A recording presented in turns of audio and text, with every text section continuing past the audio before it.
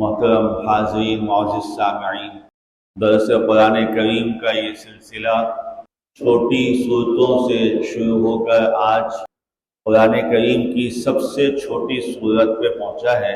سورۃ الکوثر قرآن کریم کی سب سے چھوٹی صورت ہے، لیکن اس امت کے لیے، امت رسول اللہ کے لیے، اس سب سے چھوٹی صورت کے اندر سب سے بڑی بشارت ہے۔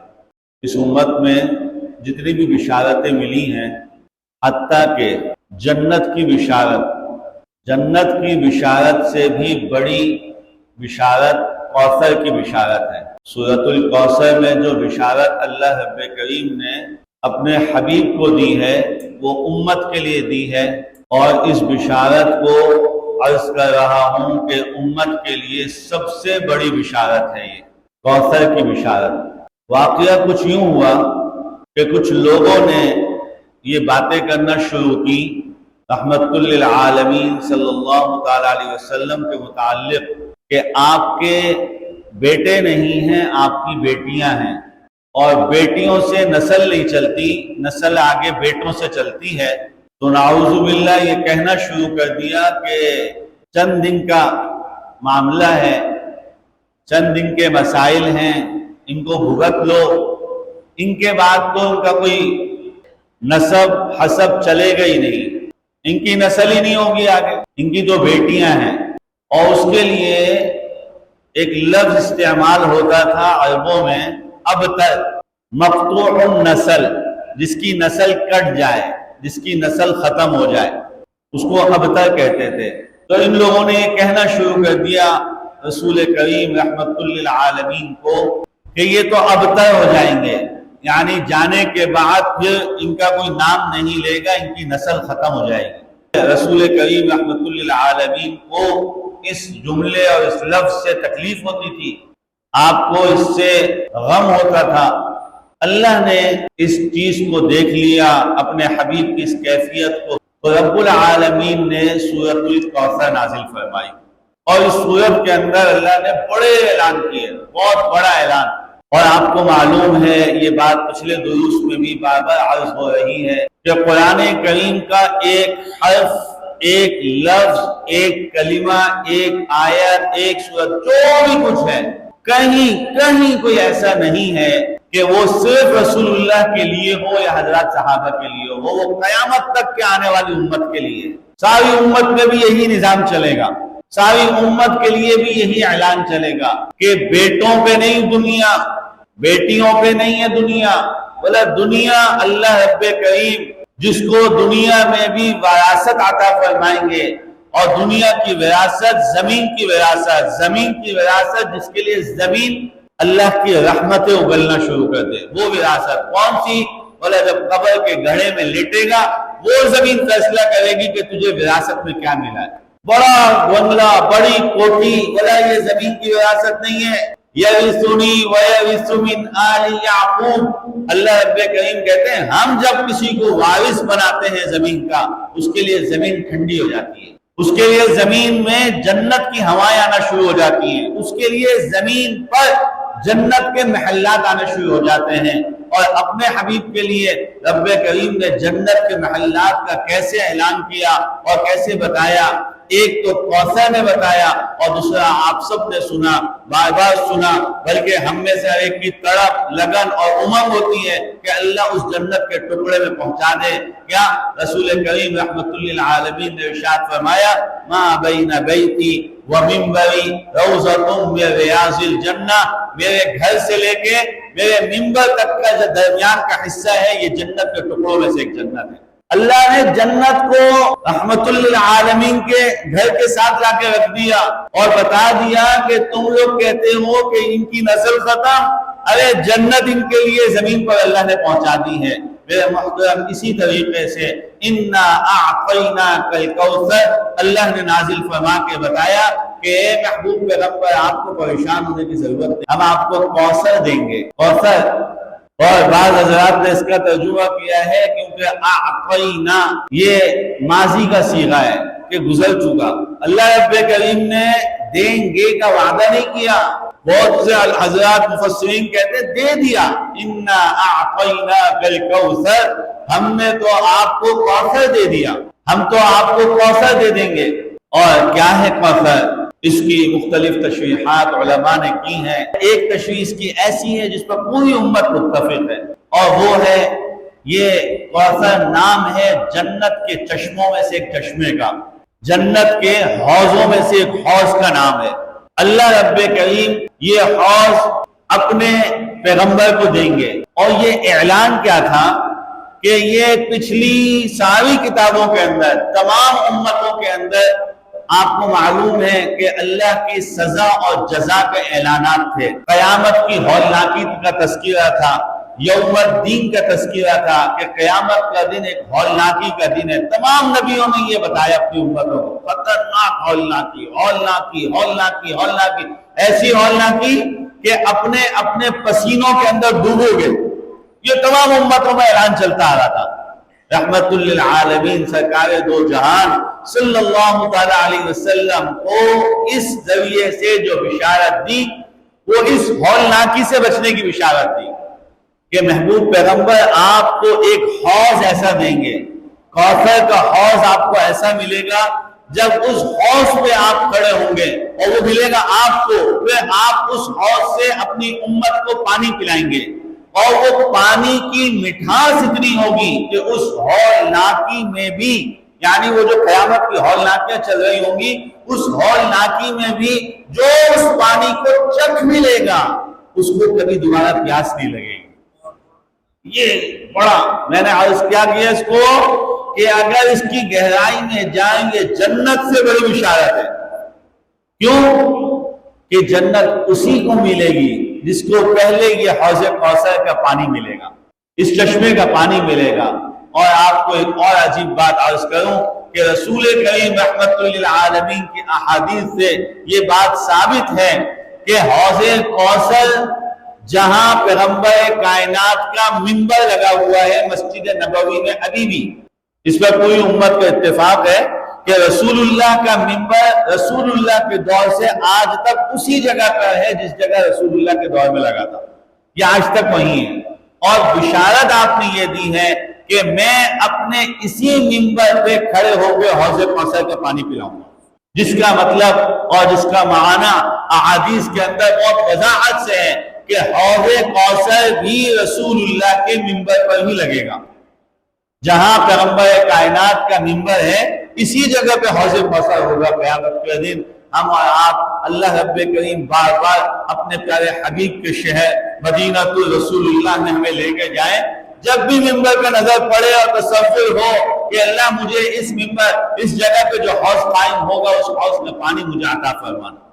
یہ ایک بہت اہم ترین دعا ہے، اور یہ عربوں کے ہاں تو اس کا عام رواج ہے اس دعا کے مانگنے کا کہ اللہ ہمیں وہ پانی نصیب فرما جس پانی کے بعد کبھی دوبارہ پیاس نہیں لگے گی، اے اللہ وہ جام عطا فرما، وہ جام کوثر نصیب فرما جس جام کے بعد کبھی کوئی اور ہمیں پیاس نہیں لگے گی، کبھی بھی ہمیں ہمارے گلے کے اندر کوئی کانٹا نہیں چبھے گا۔ قیامت کی ہولناکی کے جو خطرناک کانٹے چبھنے ہیں وہ حوض کوثر سے مکمل ہوں گے۔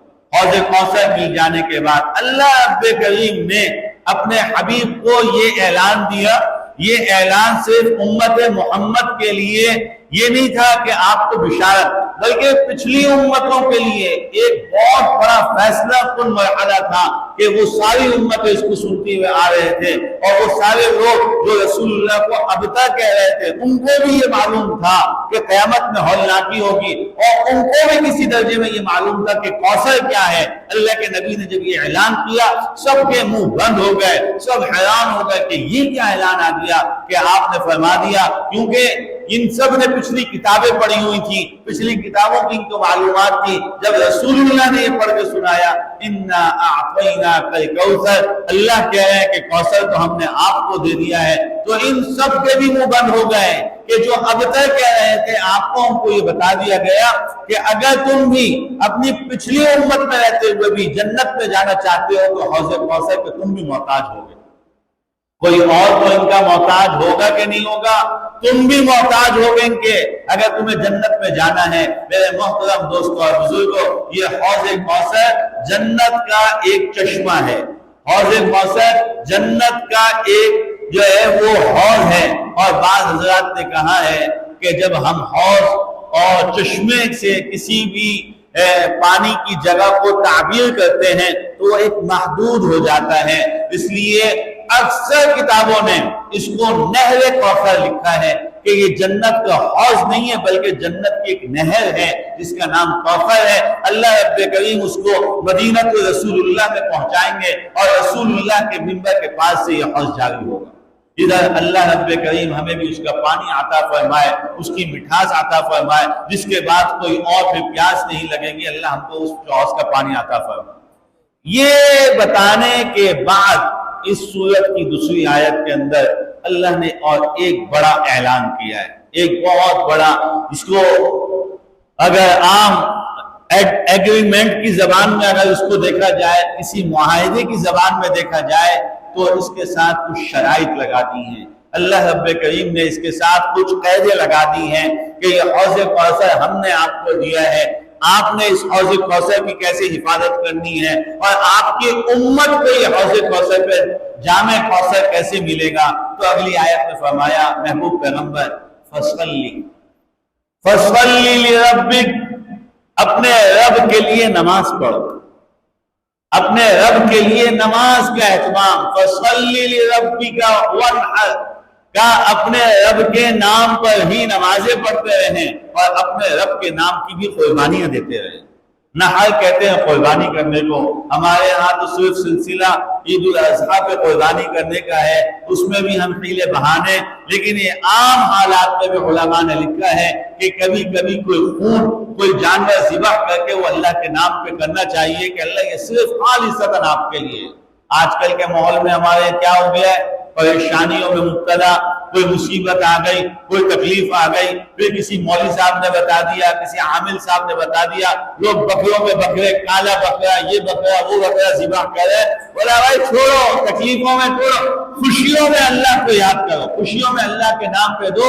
اللہ خوشیوں میں، جب تیری خوشی بھی ہے تو رب کی خوشی کو بھی محفوظ رکھے گا، اللہ ان خوشیوں میں برکت عطا فرما دیں گے۔ اس کا انتظار مت کرو کہ کوئی مصیبت آئے گی تو میں صدقہ دوں گا، نہیں، خوشی کے حالات میں صدقہ دو، اللہ مصیبت آنے ہی نہیں دیں گے، اللہ مصیبت آنے۔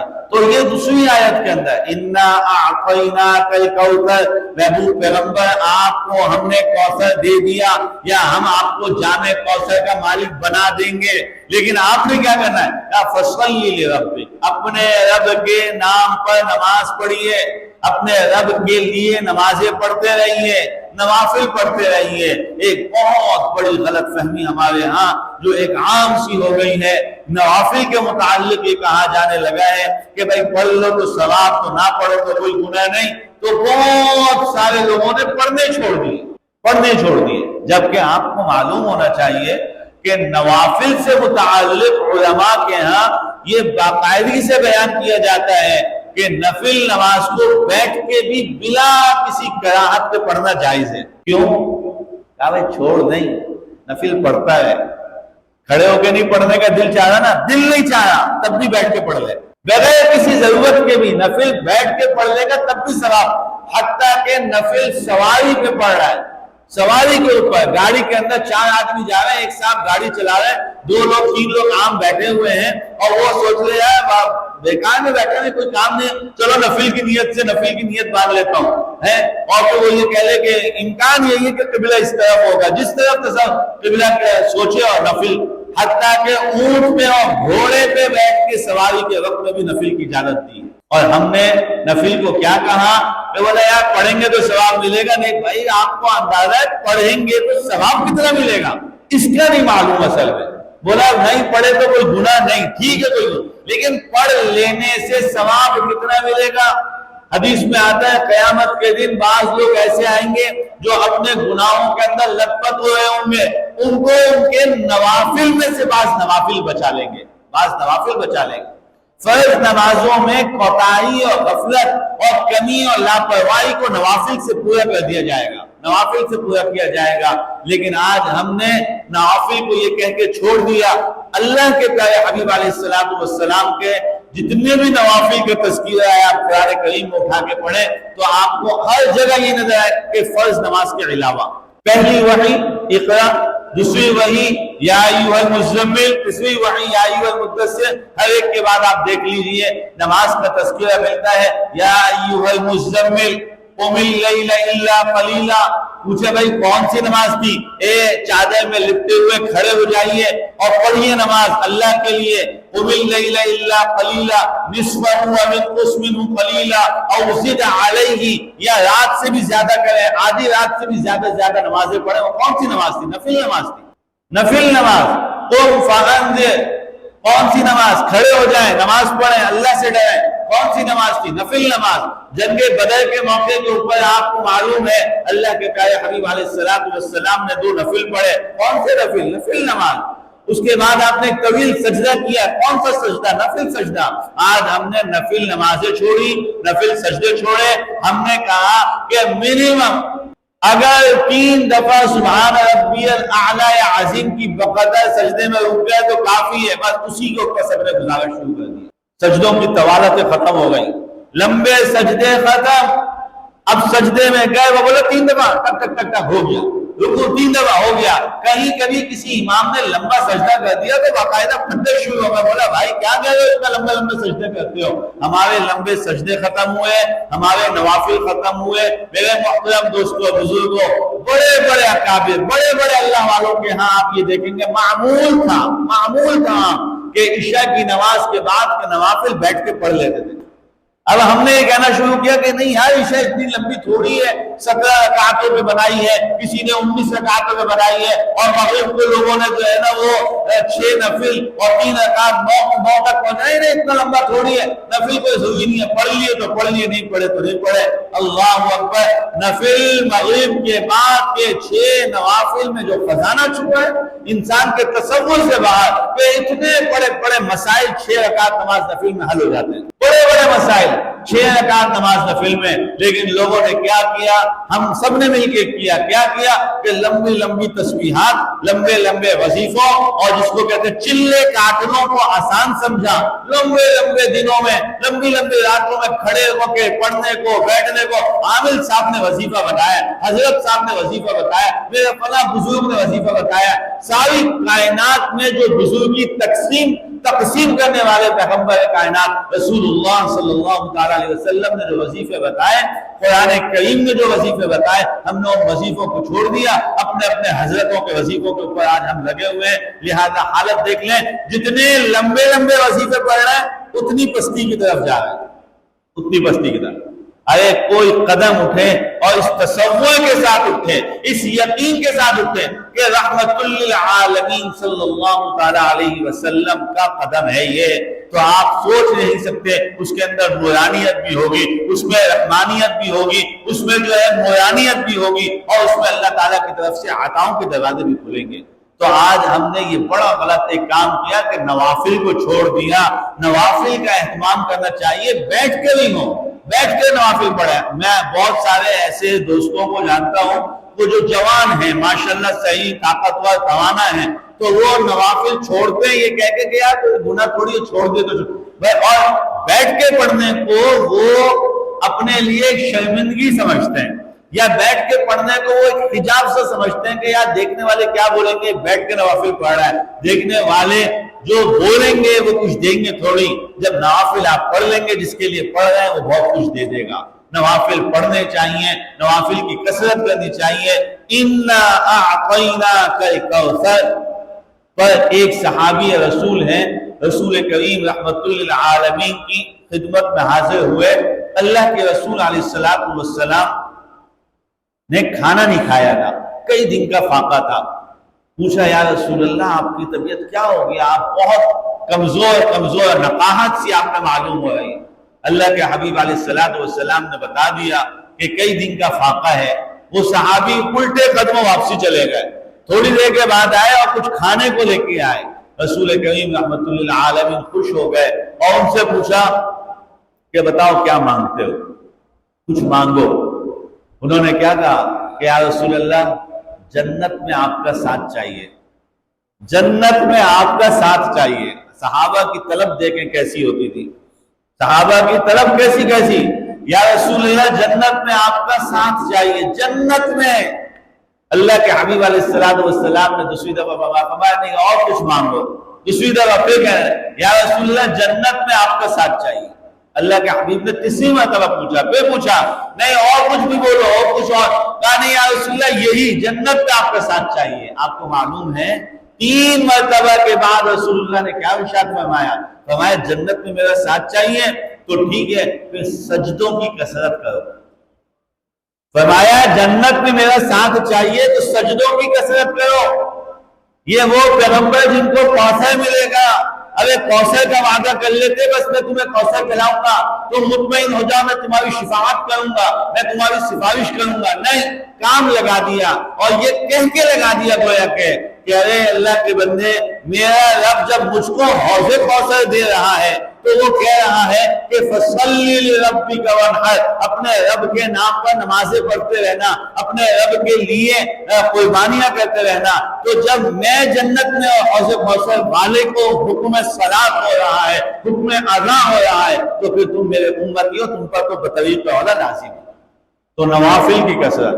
اور تیسری بات اللہ رب کریم نے اس میں بتایا کہ جب یہ کام ہوں گے نوافل کی کثرت اور قربانی کا سلسلہ، کبھی کبھی خون بہانا قربانی، تو فرمایا کہ پھر ان لوگوں کو مقطوع النسل مت کہو، ان شانئک هو الابتر، یہ صراحت ہے بولا میرے پیغمبر آپ کی شان تو شان ہے، یہ شان تو سارے عالم میں بلند و بالا رہے گی۔ جو لوگ ایسی باتیں کرنے والے ہیں وہ صرف ظاہر بین ہیں، وہ ظاہر کو دیکھ رہے ہیں کہ بیٹوں سے نسل، بیٹیوں سے نہیں، بیٹے ہوتے ہیں تو یوں نام ہوتا ہے، یوں نمود ہوتا ہے، کہ اللہ نے بتایا نہیں آپ کی شان ہے اقدس تو ہمیشہ وَرَفَعْنَا لَكَ ذِكْرَكَ کے ذریعے سے اللہ نے اعلان کر کے بتا دیا آپ کی شان تو بلند ہوتی رہے گی۔ هُوَ الْأَبْتَرُ، وہ کہنے والے ابتر ہیں، وہ کہنے والے ابتر ہیں۔ اور ان کہنے والوں میں کون تھا؟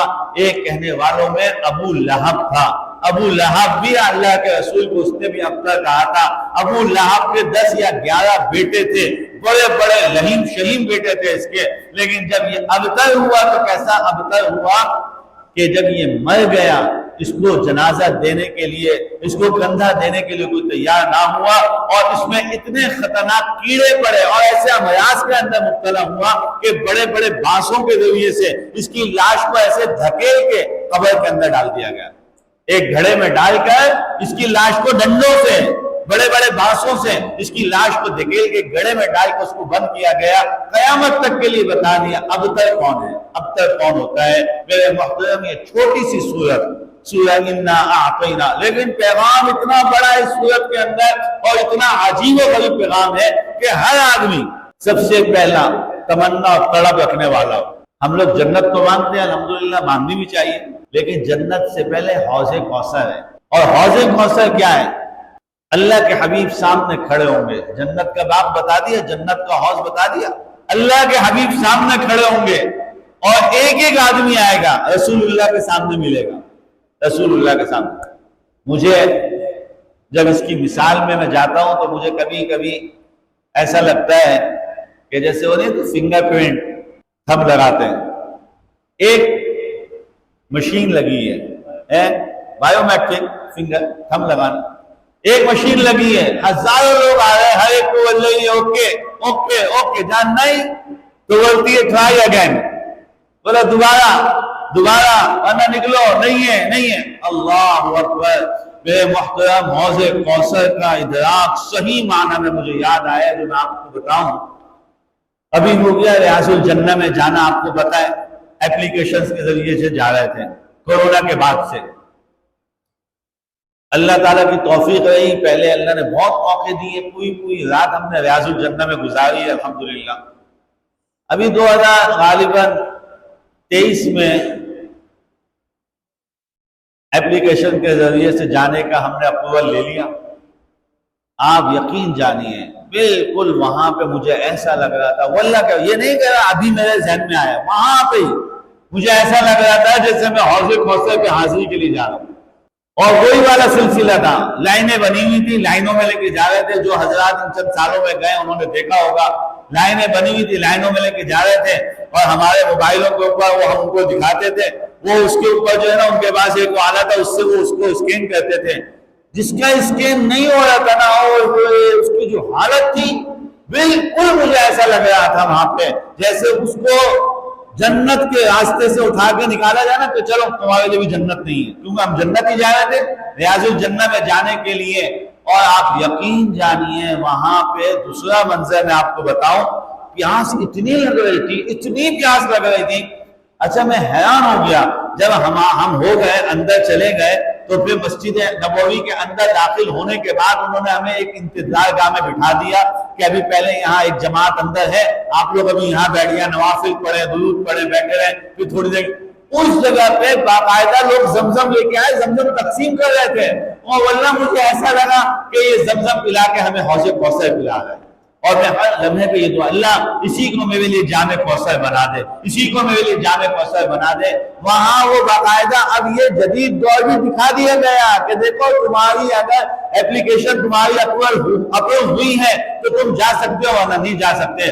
رحمت للعالمین صلی اللہ تعالی علیہ وسلم ایسے کھڑے ہوں گے، ہر امتی آیا ہوگا، آپ اس کو جام پلائیں گے۔ اور آپ کو معلوم ہے اس حدیث میں جہاں پیغمبر نے یہ بتایا وہاں کیا بتایا؟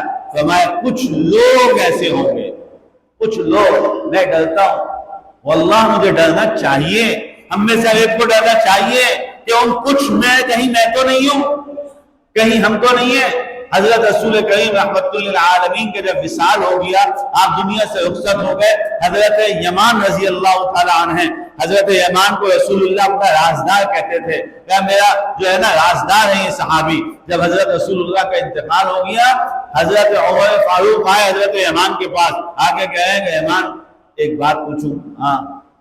بولا دیکھو میں تم سے راز فاش نہیں کرنا چاہتا، نبی کے تمہارے پاس راز ہیں، بس میں یہ پوچھنا چاہتا ہوں کہ رسول اللہ نے تم کو مدینہ کے منافقوں کے نام بتائے تھے، میں یہ نہیں پوچھنے آیا کہ کون کون بتائے، میں یہ پوچھنا چاہتا ہوں کہ ان میں تو نہیں تھا، کہیں ان میں تو نہیں۔ صحابہ میں فکر کا یہ عالم تھا کہ اگر رسول اللہ نے منافق بتائے ہیں تو میں اپنے اوپر سے نیچے تک تلاش کرنے لگ جاؤں کہ کہیں میں منافق تو نہیں ہوں۔ ہمارا حال تو کیا، 4 نمازیں پڑھ لیں، ایک چلہ لگا لیں، ذرا سا جو ہے نا ماتھے کے اوپر نشان آ جائے تو ہم سے بڑا تو بزرگ کوئی نہیں ہوتا، ہم تو پھر لوگوں کے فیصلے بتانا شروع کر دیتے ہیں، ہم اپنے آپ کو داعی، مبلغ اور ہم اپنے آپ کو خطیب اور ایسے نام دینا شروع کر دیں۔ بلا بھائی اوپر سے اگر اللہ رب کریم کے ہاں سے تجھے منظور اور قبول کر لیا گیا تو اللہ دنیا کی کوئی تعریف کسی کے کوئی فائدے کی نہیں ہے، اور اگر قبول نہ ہوا تو ساری دنیا تیری تعریف کرتے تب بھی تجھے کوئی فائدہ نہیں۔ اللہ کیا منظوری ہے، اللہ کیا۔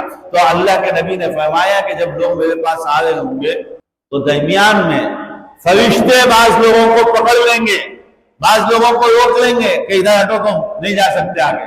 تو فرمایا کہ میں کہوں گا، میں اس رسول اللہ نے بتایا، فرمایا میں کہوں گا کہ ہانی دو میں ان کو، یہ تو میرے امتی ہیں، میرے امتی ہیں۔ تو آپ کو جواب دیا جائے گا فرشتوں کی جانب سے کہ یا رسول اللہ نہیں، آپ کو معلوم نہیں ہے، انہوں نے آپ کے بعد اپنے لیے دین کو مرضی سے منتخب کر لیا تھا، نئی نئی چیزیں اس میں نکالنی تھی، نئے نئے کام شروع کر دیے تھے، ان کا حلیہ آپ جیسا نہیں، ان کا کردار آپ کے جیسا نہیں، ان کا گفتار آپ کے جیسا نہیں، ان کا کوئی بھی دنیا کا کام آپ کے جیسا نہیں ہے، لہذا آپ کے امتی نہیں ہے۔ تو آپ نے فرمایا کہ میں ان کو میں بولوں گا ان کو دور کرو، مجھ سے اور دور لے جاؤ کہ انہوں نے میرے دین کو دھوکہ دیا ہے، میرے دین کو دھوکہ دیا ہے۔ میرے محترم، جب حوض کوثر کی تمنا اور طلب ہم اپنے اندر پیدا اور جاگر کریں گے تو پھر ہمیں یہ بھی فکر ہوگی کہ مجھے حوض کوثر کے لیے رسول اللہ کا سامنا کرنا ہے،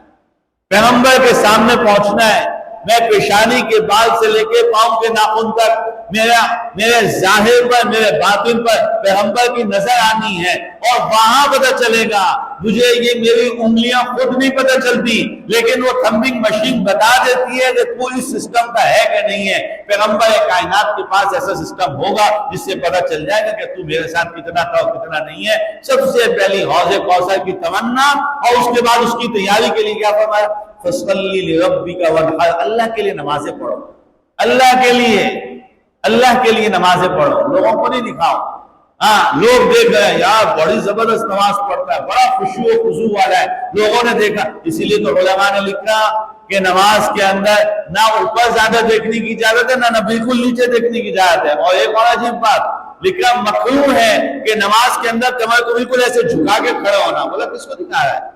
جس کے سامنے کھڑا ہے وہ تیرا دل کے جھکاؤ دیکھ رہا ہے، تیرے دماغ کو جھکاؤ وہ جانتا ہے، زیادہ کمر ومر ٹیڑھی کرنے کی ضرورت نہیں ہے، مناسب حالت کے اندر کھڑے ہو جاؤ، مناسب حالت میں۔ بہت زیادہ کمر جھکا کے اور اپنے آپ کو بزرگ دکھانا، بولا اس کی ضرورت نہیں ہے، قطعاً ممنوع ہے، بولا منع ہے، یہ چیز مکروہ کرا دی علماء نے کہ ایسی نماز پڑھو جو اللہ کو پتہ ہے تم اللہ کے دربار میں، تمہارا قبلہ تمہارا کعبہ تمہارا رب ہے، اس کو معلوم ہے کہ تم کتنے اخلاص کے ساتھ آئے ہو۔ زیادہ کمر جھکاؤ، زیادہ اپنا سر جھکاؤ، بولا اس کی کوئی ضرورت نہیں ہے، اللہ کے ساتھ تعلق بناؤ۔ فَصَلِّ لِرَبِّكَ، اپنے رب کے لیے نماز پڑھنا، وَانْحَرْ، اور اسی کے لیے قربانی۔ اور پھر تیسری بشارت کیا دے دی؟